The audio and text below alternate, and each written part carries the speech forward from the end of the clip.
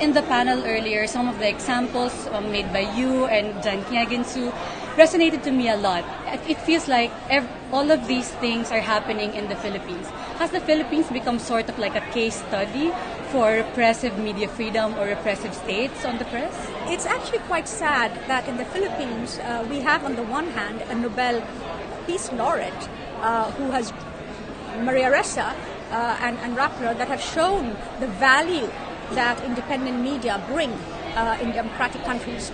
And at the same time, we've also seen some of the worst examples of attacks on journalists, including Maria herself.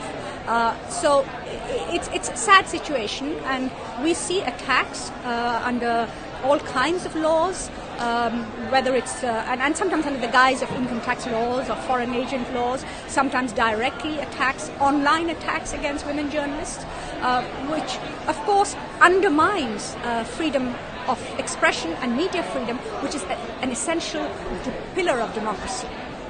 And it's very sad to see this sort of denigration of media in the Philippines. Yeah, whenever you find yourself giving speeches like this, does Philippines come to mind as an example when you talk about a sad state of media freedom?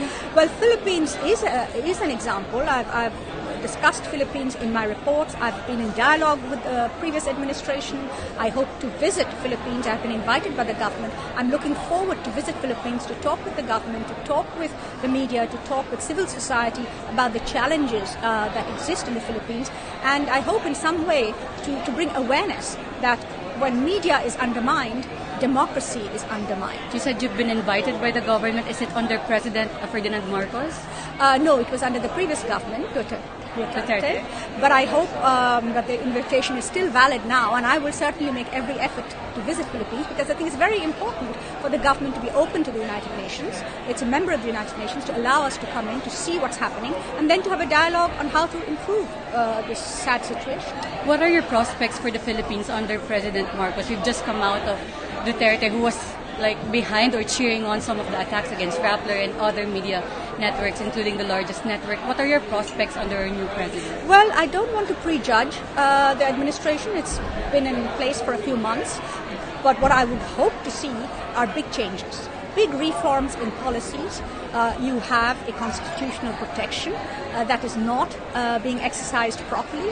The government is a party to international conventions which uphold the right of free independent media, which uphold freedom of expression. And I would like to see the government take action to live up to those obligations. Just a last question. There was a mention earlier about good actors. It's not enough for good actors to just issue statements. It has to be more than words. What is an example of that?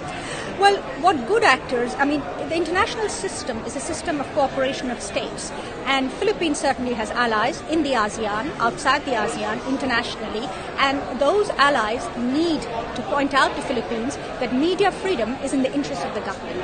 It's something to be valued. It's a public service.